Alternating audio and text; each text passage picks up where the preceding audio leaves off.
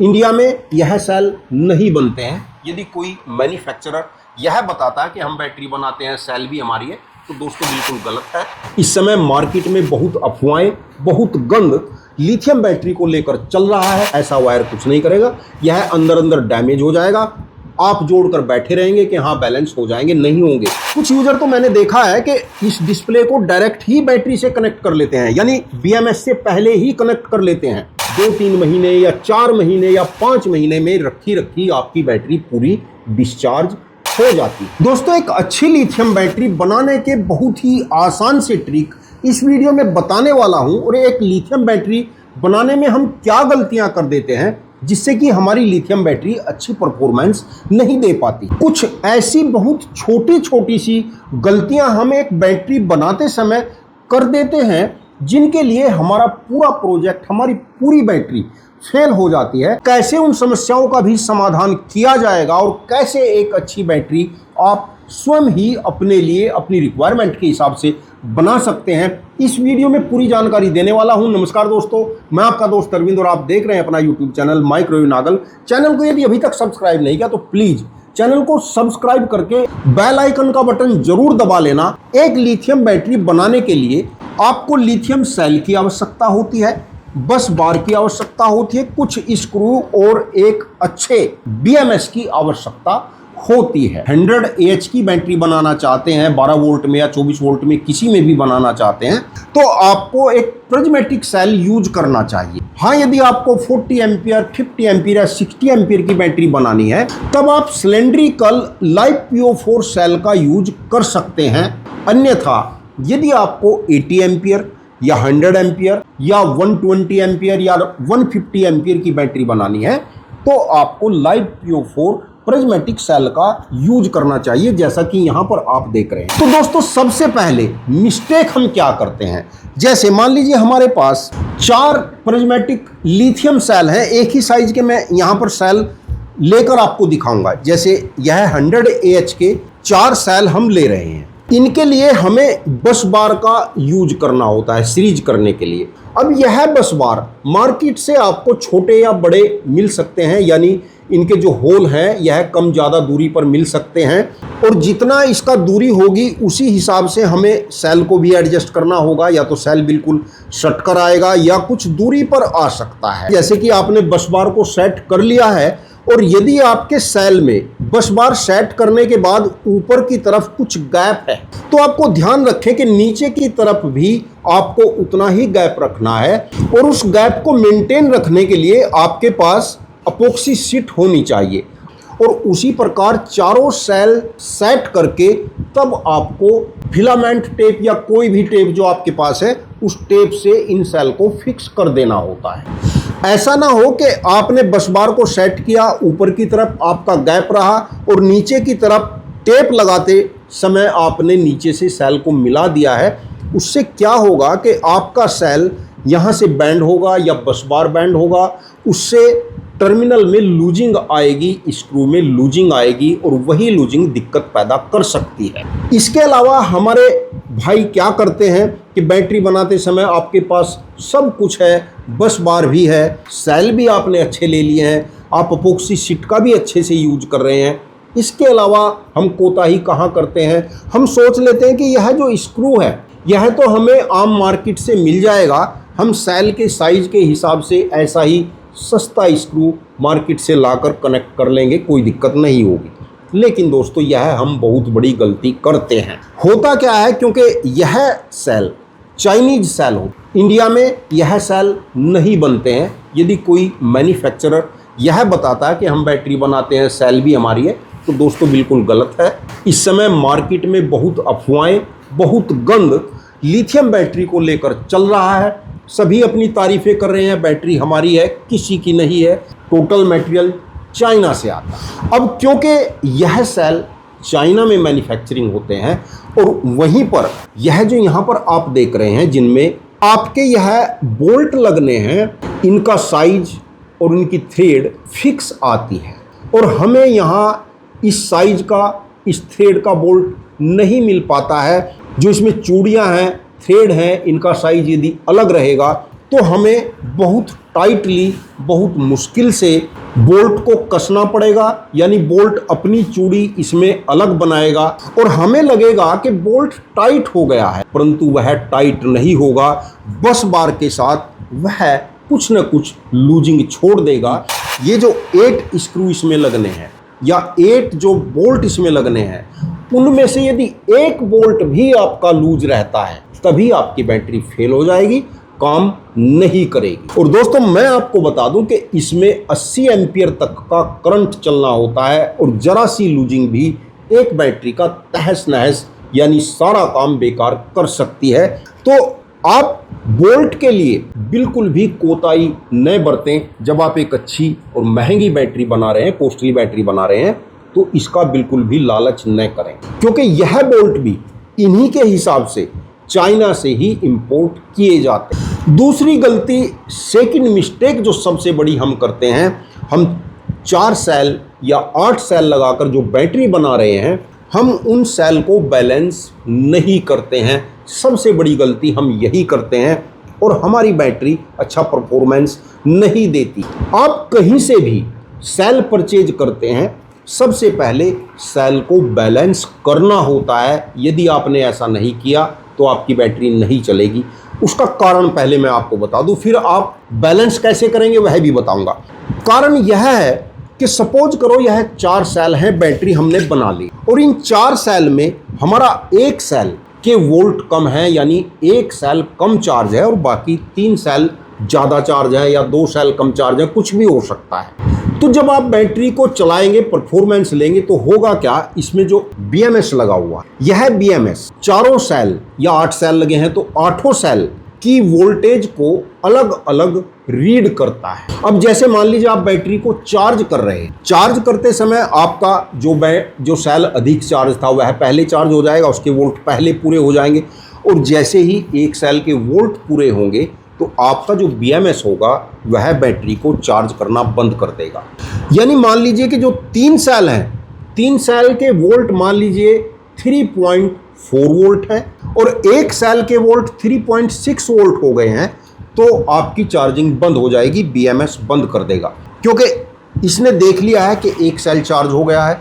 अब यदि पूरी बैटरी को चार्ज करेंगे तो यह 1 सेल ओवर चार्ज हो जाएगा। तो ओवर चार्ज प्रोटेक्शन के लिए BMS बैटरी को चार्ज करना बंद कर देगा और आप समझ ही गए कि केवल 1 सेल आपका चार्ज है, बाकी 2 सेल आपके डिस्चार्ज है। तो जब आप बैटरी का बैकअप लोगे तो बैकअप आपको पूरा नहीं मिलेगा।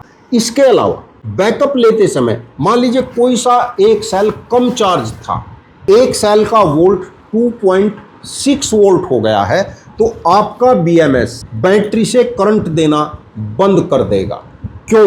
क्योंकि BMS को लगा है कि 1 सेल डिस्चार्ज हो गया है, यदि अब बैटरी को और यूज किया जाएगा तो इसके वोल्ट और नीचे चले जाएंगे और जैसे ही लिथियम सेल के वोल्ट एक लिमिट से, एक सीमा से नीचे चले जाते हैं तो समझ लीजिए सेल खराब हो जाएगा, सेल फूल जाएगा और फिर किसी काम का नहीं रहेगा। तो इसीलिए BMS लगाया जाता है कि सेल को सेफ रखा जाए। तो जैसे ही 1 सेल के वोल्ट एक सीमा तक नीचे चले गए, यानी 2.6 वोल्ट तक चले गए, तो आपकी बैटरी बैकअप देना बंद कर देगी। जबकि 3 सेल मान लीजिए चार्ज थे, इनमें अभी 3.2 या 3.4 वोल्ट बने हुए हैं, लेकिन डिस्चार्ज 1 सेल हुआ है, तो एक ही सेल के कारण पूरी बैटरी ने बैकअप देना बंद कर दिया और आपको लगेगा कि हमारी बैटरी बैकअप नहीं दे रही। तो दोस्तों इस स्थिति से बचा जा सके, जो कि एक सबसे बड़ी गलती है और 90% यूजर के सामने यही गलती आती है, यानी बैटरी बैकअप कम देती है, उसका कारण होता है आपके सेल का डिसबैलेंस होना। अब इसके लिए आपको क्या करना है, एक वीडियो पहले भी हमने बनाई थी, इस वीडियो में भी आपको बता रहा हूं कि आप बैटरी बनाने से पहले इन सभी सेल को पैरेलल में कनेक्ट करें, यानी इस सेल का भी प्लस, इसका भी प्लस, इसका भी प्लस और इसका भी प्लस आप कनेक्ट एक साथ कर लें और इधर सेल के माइनस आ जाएंगे, इनको भी एक साथ एक वायर से कनेक्ट कर लें। इस प्रकार ऐसे कनेक्ट कर दें और इधर ऐसे कनेक्ट पैरेलल में कनेक्ट करना है। पहले सबके प्लस एक साइड में ध्यानपूर्वक करना है। अगर एक सेल का भी माइनस प्लस की तरफ रह गया तो आपका सेल खराब हो जाएगा। तो बहुत ध्यानपूर्वक प्लस एक साइड में, माइनस एक साइड में रखने हैं और एक वायर से इनको कनेक्ट कर दें या बस बार से भी कनेक्ट कर सकते हैं। ध्यान रखें कि वायर आपका हैवी होना चाहिए। कुछ लोग क्या करते हैं, इनको पैरेलल करते समय पतले पतले से बहुत कम गेज के वायर लेकर कनेक्ट कर देते हैं। इससे कुछ नहीं होना है, क्योंकि दोस्तों जिस सेल के भी वोल्ट कम होंगे और जिस सेल के वोल्ट अधिक होंगे, कनेक्ट होते ही 40 से 50 या 80 एम्पियर तक का करंट एक सेल से दूसरे सेल में फ्लो होने लगेगा। ऐसा वायर कुछ नहीं करेगा, यह अंदर अंदर डैमेज हो जाएगा। आप जोड़कर बैठे रहेंगे कि हाँ बैलेंस हो जाएंगे, नहीं होंगे। आपको कम से कम 6 mm का वायर लेना है, उससे कनेक्ट करना है और 24 घंटे के लिए सेल को छोड़ देना है। आप देखोगे कि 24 घंटे या 30 घंटे के बाद आपको आपके सेल बिल्कुल बैलेंस हुए मिलेंगे। बैलेंस तो यह 1 ही घंटे में हो जाएंगे, लेकिन ज़्यादा समय तक लगाकर इसलिए रखना पड़ता है कि वोल्ट आपकी डिट्टो मैच हो जाएगी। तो हमारे बहुत सारे टेक्नीशियन या स्वयं यूजर भी जो थोड़े से टेक्नीशियन हैं, इन बैटरी को बनाने में कुछ भी नहीं है, आप बना सकते हैं, लेकिन बना तो लेते हैं पर छोटी छोटी गलतियों के कारण फिर बाद में परेशान होते हैं कि बैकअप कम आ रहा है, बैटरी खराब हो गई है। तो जब भी आपको लगे कि बैटरी का बैकअप कम हो गया है, आप अपनी पूरी बैटरी को ओपन कर लेना। ओपन करने के बाद प्लस एक साइड माइनस एक साइड करके वायर से कनेक्ट करके 24 घंटे के लिए छोड़ देना और उसके बाद अपनी बैटरी को दोबारा से बस बार और बोल्ट लगाकर कनेक्ट करके चालू करना। तो आपको लगेगा कि नए की तरह आपकी लिथियम बैटरी बैकअप देने लगी। इसके अलावा हम एक गलती और करते हैं, कुछ लोग अपनी बैटरी के साथ डिस्प्ले वगैरह का यूज कर लेते हैं और बड़े बड़े डिस्प्ले का यूज कर लेते हैं। मैं समझता हूं कोई आवश्यकता नहीं होती है डिस्प्ले वगैरह लगाने की। यदि आपको डिस्प्ले लगाना है तो इस टाइप का छोटा सा डिस्प्ले यूज करें, जिससे आपकी बैटरी की एनर्जी वेस्ट न हो। और जबकि डिस्प्ले का यूज करना या डिस्प्ले कनेक्ट करना जरूरी नहीं है, इससे अच्छा है अपने मोबाइल को स्मार्ट BMS से कनेक्ट करके आप यह देख लें कि जो हमारी बैटरी है उसके सेल के जो वोल्ट हैं फुल चार्ज होने पर और डिस्चार्ज होने पर अलग अलग तो नहीं है। कुछ यूजर तो मैंने देखा है कि इस डिस्प्ले को डायरेक्ट ही बैटरी से कनेक्ट कर लेते हैं, यानी BMS से पहले ही कनेक्ट कर लेते हैं। जबकि यदि आपको डिस्प्ले यूज भी करना है तो जहां आप आउटपुट के वायर कनेक्ट करते हैं BMS में, वहीं इस डिस्प्ले को भी कनेक्ट करना चाहिए। जो यूजर डायरेक्ट बैटरी के साथ इस डिस्प्ले को कनेक्ट कर लेते हैं तो यह डिस्प्ले आपकी बैटरी को रखे रखे, यानी यदि आप यूज नहीं कर रहे हैं, 1 महीना 2 महीना या 3 महीने के लिए आप बाहर चले गए हैं, तो आपकी लिथियम बैटरी रखी रखी डिस्चार्ज हो जाएगी, क्योंकि आपके इस डिस्प्ले ने इसके वोल्ट को बहुत नीचे पहुंचा दिया होगा। तो 2-3 महीने के बाद यह पूरी डिस्चार्ज हो जाती है। उसका कारण होता है कि इसके साथ डिस्प्ले जुड़ा हुआ है, यह भी लगातार एनर्जी का कंजप्शन कर रहा है। बेशक यह ऑफ है, तो ऑफ के समय में भी क्योंकि इसके अंदर कंपोनेंट लगे हुए हैं, रेजिस्टेंस लगी हुई है, तो वह कंपोनेंट बाहर से हमें ऑफ लगेगा, लेकिन अंदर के कंपोनेंट बहुत हल्का माइनर सा करंट बैटरी से हर समय लेते रहते हैं। इसके अलावा जो BMS जुड़ा होता है, क्योंकि BMS भी बैटरी के साथ कनेक्टेड रहता है, यह भी हर समय एक्टिव रहता है।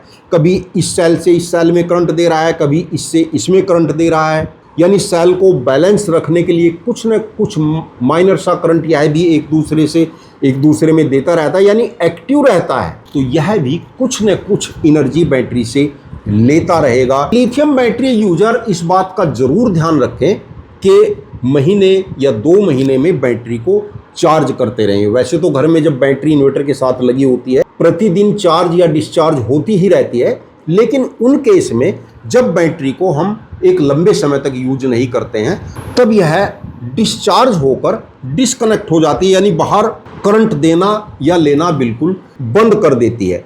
ऐसी स्थिति में आपको क्या करना है, जो आपने इन्वर्टर कनेक्ट कर रखा है उसको हटा देना है और किसी SMPS सप्लाई या SMPS चार्जर से बैटरी को कुछ देर के लिए चार्ज करना है, जिससे कि बैटरी में वोल्ट बन जाए और फिर आपका इन्वर्टर इसको चार्ज कर देगा।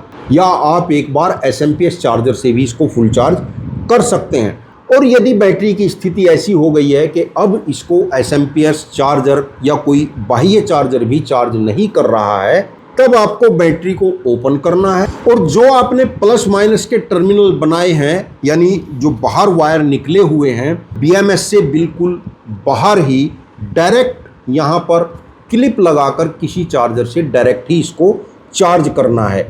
और जब बैटरी में वोल्ट बन जाएंगे तो आपका BMS चालू हो जाएगा, फिर आप बाहर से ही इसको चार्ज भी कर सकते हैं। इसके अलावा हम गलती करते हैं कि बैटरी भी अच्छी बना ली, सारी बातें हमने ठीक ठाक कर ली, उसके बाद हम बैटरी को कहीं ऐसी जगह रख देते हैं जहां पर धूप का या ओस का या पानी का प्रयोग होता रहता है। यानी रात के समय यदि ओस भी बैटरी पर लगेगी तो वह भी लिथियम सेल के लिए नुकसानदायक होती है, उससे बैटरी की लाइफ कम हो जाएगी या आपकी बैटरी खराब भी हो सकती है। और अधिक गर्म स्थान पर भी इसको नहीं रखना है, यानी धूप में या ऐसी जगह जहां बहुत हीट रहती हो वहां पर भी लिथियम बैटरी को नहीं रखना है। और दोस्तों इसके अलावा भी यदि आप लिथियम बैटरी यूज कर रहे हैं और आपको इस प्रकार की परेशानियों का सामना करना पड़ रहा है तो आप कमेंट में जरूर लिखें, क्योंकि समय समय पर हम इस संबंध में वीडियो बनाते रहते हैं। चैनल को यदि सब्सक्राइब नहीं कर रखा है तो चैनल को सब्सक्राइब जरूर कर लेना। वीडियो देखने के लिए आपका बहुत बहुत धन्यवाद। नमस्कार दोस्तों।